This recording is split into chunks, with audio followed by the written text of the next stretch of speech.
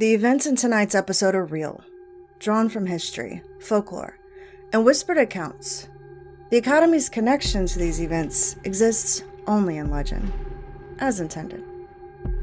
Before you enter these halls, heed warning. Tonight's chilling tales are not for the faint of heart.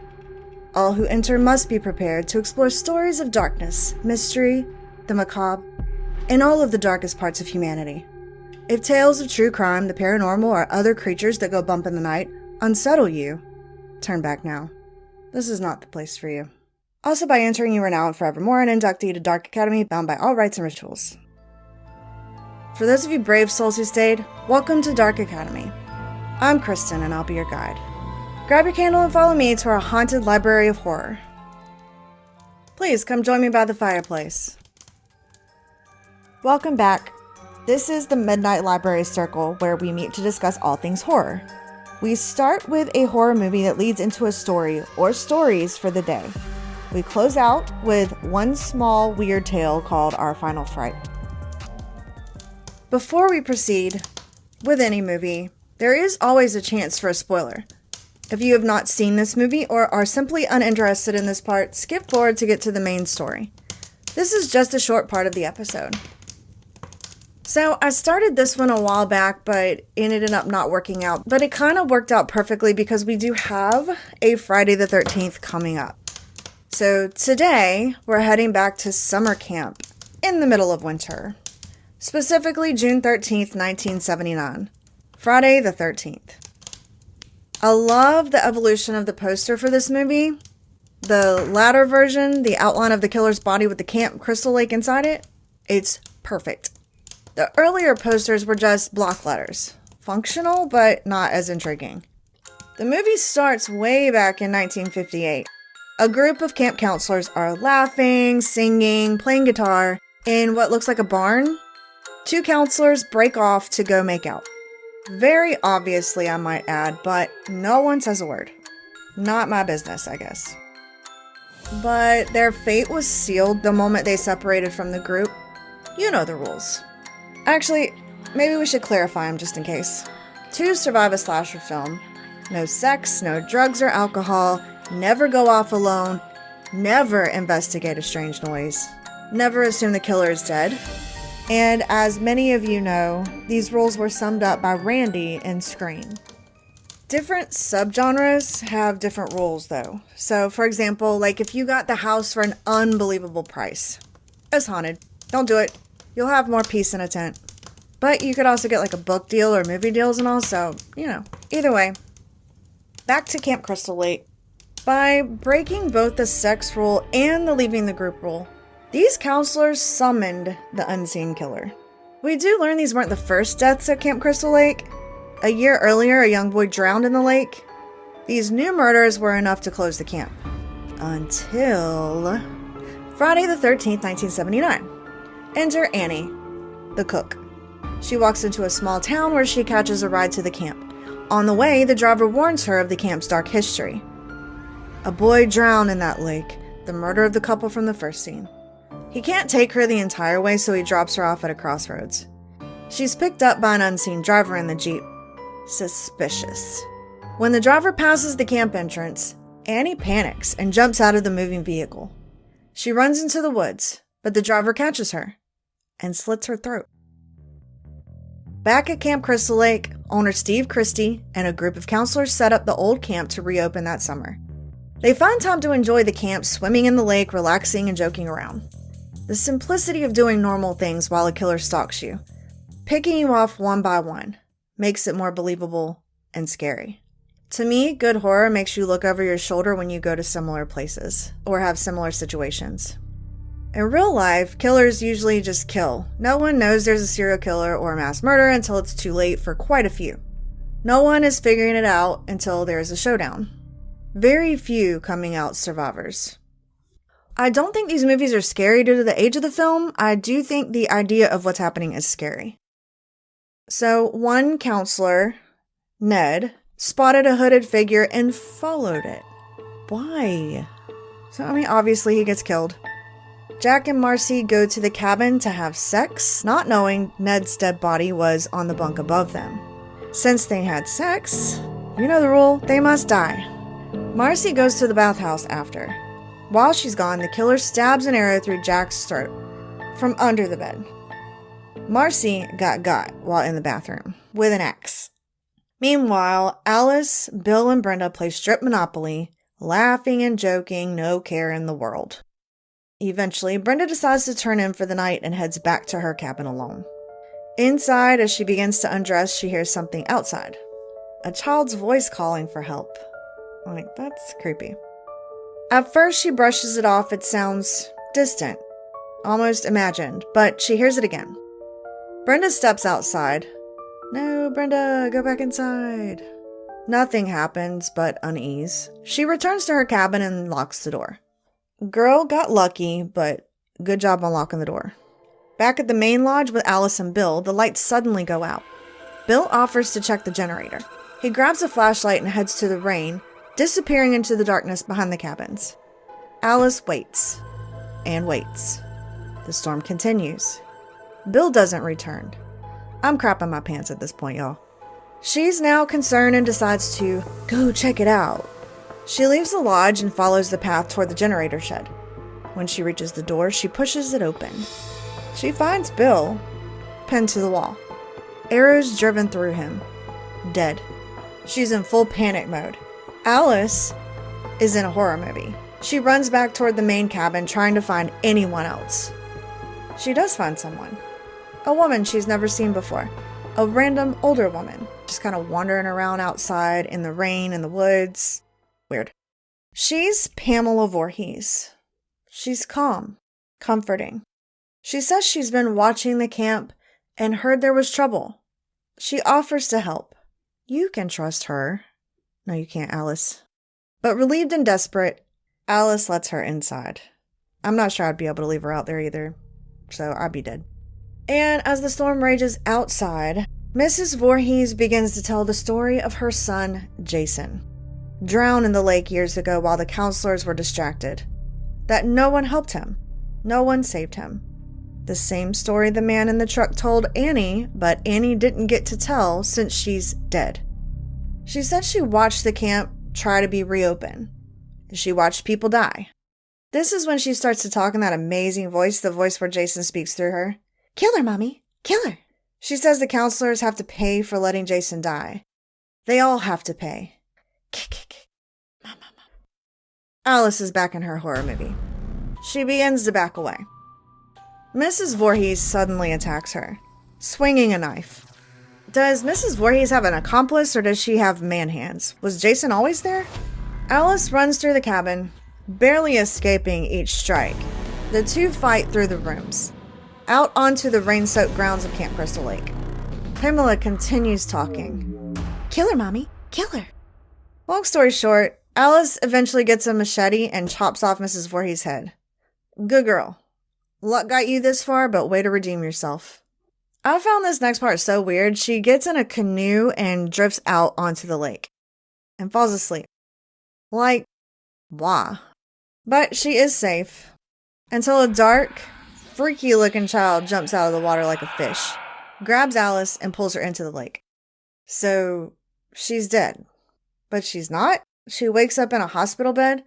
Was Jason a dream, a hallucination, a ghost? We'll never know. But we do know Jason is alive. In some way. Since he is the killer in the sequels. Okay, I love this movie, not because it's good necessarily, but because it's so simple. It's fun. It's nostalgic.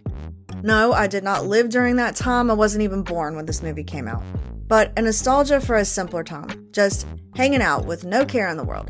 Being part of something. Setting up to give children a fun summer and enjoying the freedom before they show up. Scaring each other with ghost stories around the fire. This is that ghost story to freak you out while in the woods. Away from civilization. Okay, so let's just talk about Friday the 13th in general. It's just a fun day to talk about. Ooh, it's Friday the 13th. Spooky. But for some, it invokes paralyzing fear that stops them from living their best life. For one day. Buildings skip the 13th floor. Many hotels and hospitals skip the 13th room. Airports don't have a 13th gate. Fear is built into the infrastructure. So, is there really anything to it, or is it just another day? Let's investigate. All superstition starts with, they say. Well, y'all know me, I have questions. Who says? Who is they? What are the origins? I like fun folklore, but I still want to know. To start, we'll go way back to where most of these stories start. Germans. Well, Norse, but since they stem from Germanic tribes, still the Germans. But it is specifically Norse mythology. Not really up my alley, but a lot of you know Loki from superhero movies. I don't dislike them, I'm just not exactly a fan. Anyway, we also briefly discuss him in the ritual episode because the creature was Loki's illegitimate child. In Norse mythology, Loki is Odin's brother. So he crashed a Valhalla party and convinced blind god Herd to kill Balder, the god of light and goodness. How is this related, you might ask? Loki was the 13th guest to the banquet that was only supposed to be 12. You can't invite 13 people to a party. Someone will die. Obviously. The Babylonians created one of the oldest legal codes between 1792 and 1750 BC, Hammurabi Code. There were a whopping 282 rules. It's believed rule number 13 was left out, so it was thought Babylonians feared the number 13. Or was it just a clerical error? In Christianity, 13 is considered a bad number also. Judas Iscariot's kiss of death that betrayed Jesus often makes him referred to as the unlucky 13th person at the Last Supper. If that's not enough, the crucifixion happened on Good Friday. Adam and Eve ate the forbidden fruit on Friday. Not sure how the rest of these are known or if they truly are, but they are attributed to Friday. Cain killed Abel on Friday, the Temple of Solomon was destroyed on Friday, and the Great Flood, you guessed it, Friday. It's a bad day. We've all heard of the Knights Templar, right? But have you heard that they were almost wiped out in a single day? This order of warrior monks was formed in the 1100s. Their original purpose was to protect Christian pilgrims traveling to Jerusalem after the Crusades. They didn't stay humble bodyguards for long, though. Over the next 2 centuries, they became bankers, landowners, and one of the wealthiest and politically powerful orders in medieval Europe. Until they pissed off the wrong guy. King Philip IV of France owed them a lot of money and was eager to erase his debt by erasing them.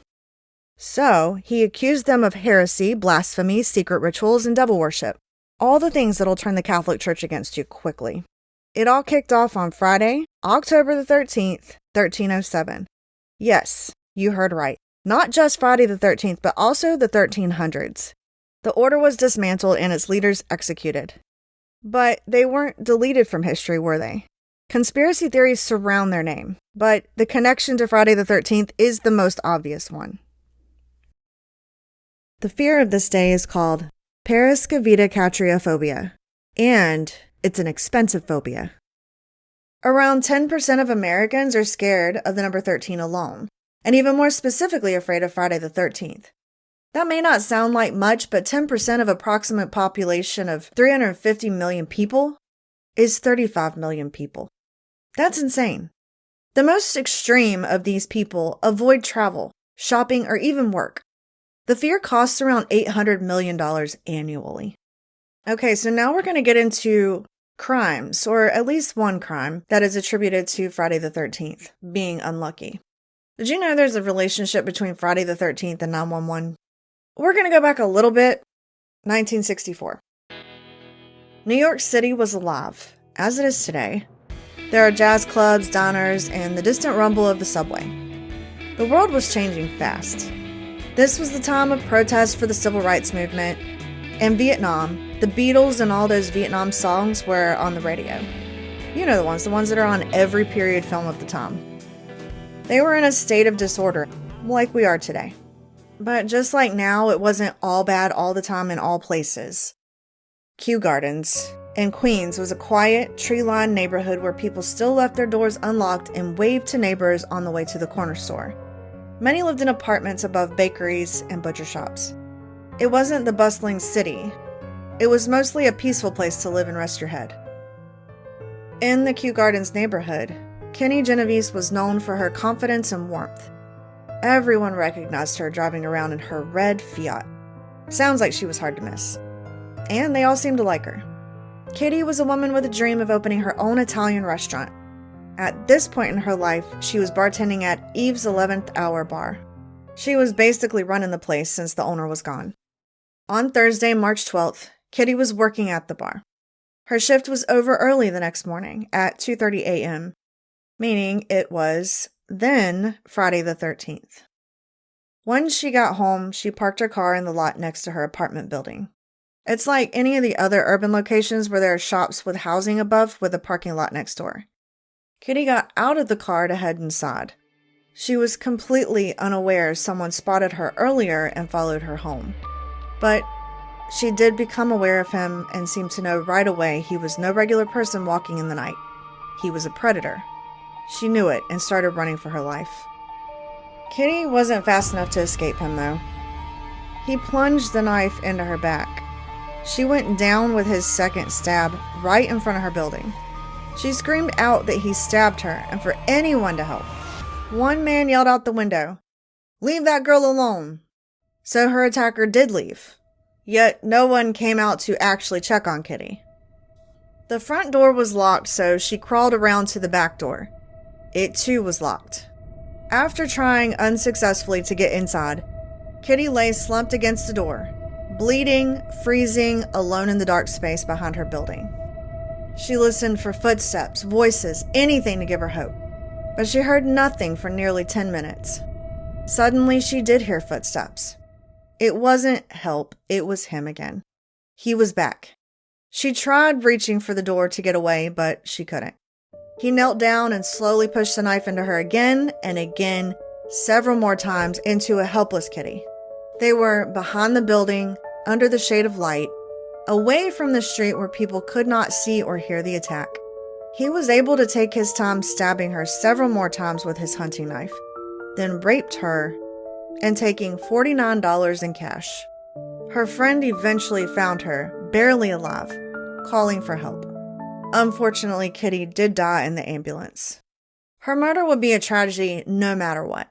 But what made this case so popular and even noteworthy today, over 60 years later, is the man attacked her, left, came back 10 minutes later, and then had time to rape and murder her, all taking around 30 minutes. 30 minutes, and not a soul helped her. What if you heard a woman crying out in the night? Would you go help her? As much as I'd like to think I would, I'm not sure I could. Nowadays, it could be a trap. We hear of trafficking all the time. All sorts of things are used to make people vulnerable. I always want to help, but it never feels safe.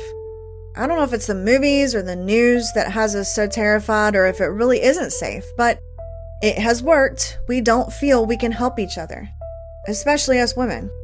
But how would you feel if you heard someone crying and didn't help them? Then you hear the news the next morning that those screams were from a woman being horrifically murdered outside your window. A woman screaming, hoping you would come to save her. That you possibly could have saved her. How would you feel? Then people started questioning you about it. Why didn't you save her? Why didn't you come to her aid? Why didn't you call the police even? Why did you and 37 other people do nothing? 38 people? You knew the screams were loud, but 38. You were alone and scared. But had even a few of you banded together, you surely could have stopped him, had you known.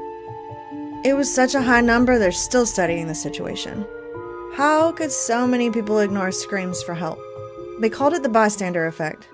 The more people who are around, the less likely people are to help. Somebody else will help. Someone else will check it out. It may not even be something that needs help. She'll stop screaming soon. It's probably just a husband and a wife. He's not really gonna hurt her. I better not get involved. Maybe I'll just remember the time in case I'm questioned. Turns out, some people did try to call the police, but 911 wasn't really a thing yet. Calling for help wasn't so easy. But still, no matter the number of calls, no one went out there to save her.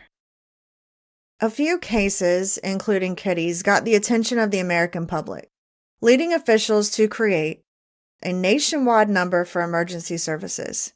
We know it so much today that it seems insane that it wasn't always. But in 1968 was the official birth of 911. Yet, in 1987, only about half of Americans had access to it. 911 did eventually become the official national emergency number in 1999, but it wasn't until the 2000s dispatchers could pinpoint where you were. Hearing those dates is when it does feel crazy to be born in the 1900s, as the kids say.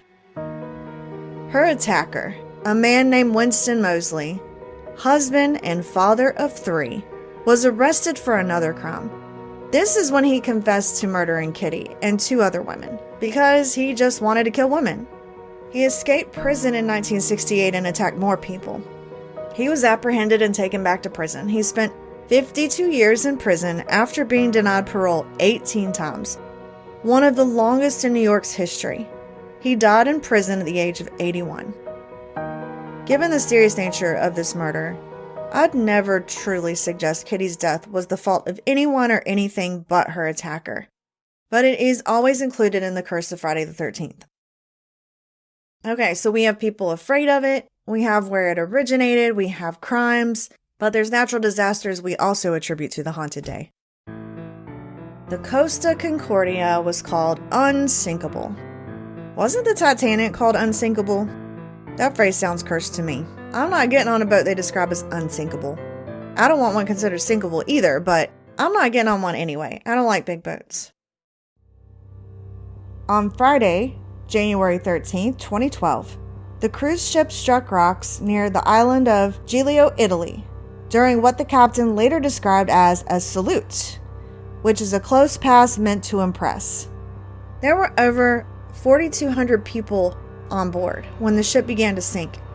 Chaos ensued, but many people got off safely. A heroic hotel director tragically died, saving dozens.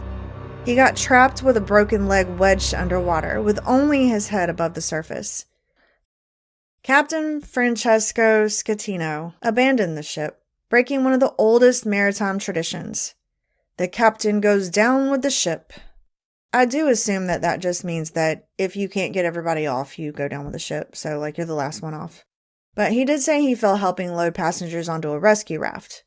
The Coast Guard famously ordered Schettino back on board, but he refused, saying he was directing the rescue effort from shore. 32 people died. Costa Cruises blamed the whole thing on the captain. Many survivors believed he wasn't fully to blame, but he was sentenced to 16 years in prison.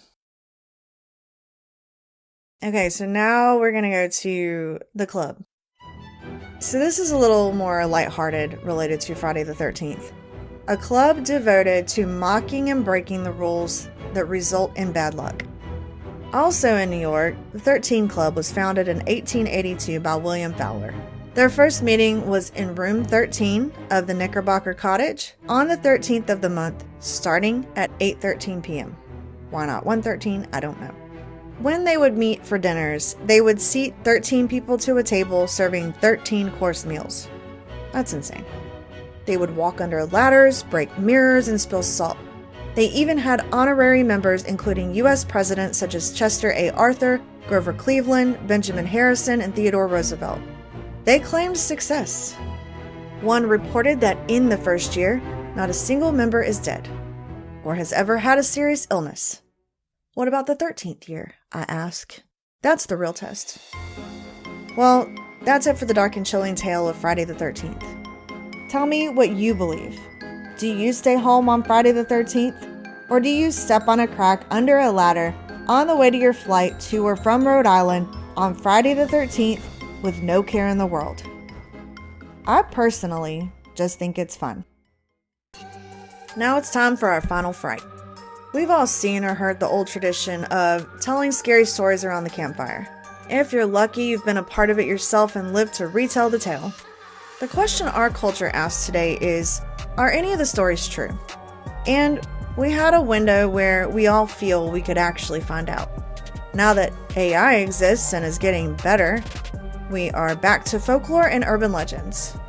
I was a victim to the bunnies on the trampoline. Now I'm convinced 2 bunnies merged to bless your trampoline. Then I fell for Grandma feeding the bear on her porch. I'm embarrassed to say that one got me. People are crazy, so why not?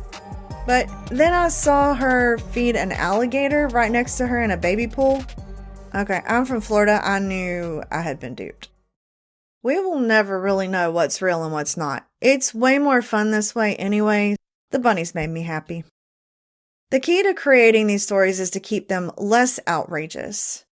If they're too crazy, people think it would be on record. If it's a smaller version, it's more believable. Urban legends have some basis in reality. Though I can't give you factual evidence of the following, the stories are meant as cautionary tales, but are usually at least loosely based on true stories. This tale is based in camp lore. Camp Lula Sam's in Brownsville, Texas was founded by Lula Sam's. I couldn't find the date it opened, but the first official camp in Texas was founded in 1920s. Sometime in the 50s or 60s, there were a few happenings, we'll say. Similar to the Friday the 13th movie, a female camper is said to have drowned in a lake. People see her apparition in and around the lake. I can't imagine seeing an apparition in a lake. Some even claim to see her to this day. But the story that makes this place so notorious is the one where the camp counselor went crazy and killed a bunch of campers in the night. Supposedly he heard voices telling him to do it. Kill her, Mommy. Obviously, there are no records to support this, but it's still told as a true story in the area. Camp Lula Sam's was closed for a while until IDEA Public Schools bought the property in 2015. They opened it to overnight camping in 2019. Many stayed with no incidents. However, some report ghostly experiences.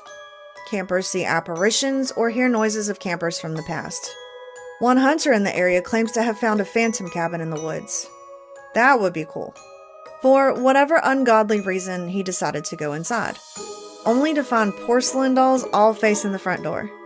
I have just decided this is the best security system you can have. Leave before you're haunted and die. I think I do know where this urban legend originated. The Oklahoma Girl Scout murders took place on June 13th, 1977, at a summer camp in the woods. Not a Friday, but still that curse number 13. Sometime during the night, someone snuck into the tent where 3 young girls ages 8 to 10 were sleeping and attacked them. Counselors didn't find the girls until the next morning, long after the killer vanished into the surrounding wilderness. There was a handwritten note found outside the tent, and it made it even more haunting. It read, "We are on a mission to kill 3 girls in tent 1. One man was arrested and charged. Many people still think he was responsible, but he was acquitted, and the case remains unsolved." This story made national news, and the idea of a child murder on the loose spread fast. Fear travels from parents to kids fast. They share the story they heard to their friends. We've all played the game telephone. Details change. Warnings grow more extreme with each telling. And just like that, the urban legend of a crazed killer at summer camp was born. And just 3 years later, a movie called Friday the 13th. Thank you for joining me here at Dark Academy. I hope you enjoyed this dark and chilling tale, and we'll come back next time for another one. Don't forget to leave a review for this episode in the comments section below the show notes. I'll try to post pictures and other content on TikTok and Instagram at Dark Academy Pod. If you'd like to review the whole show, you can do that at Apple Podcasts. You can rate us on any of the apps, and please do. It really helps small shows like this one. You can also email me at darkacademypod@gmail.com. Thanks again for listening, and I'll meet you here next time, same place. For it's always midnight at Dark Academy. Bye.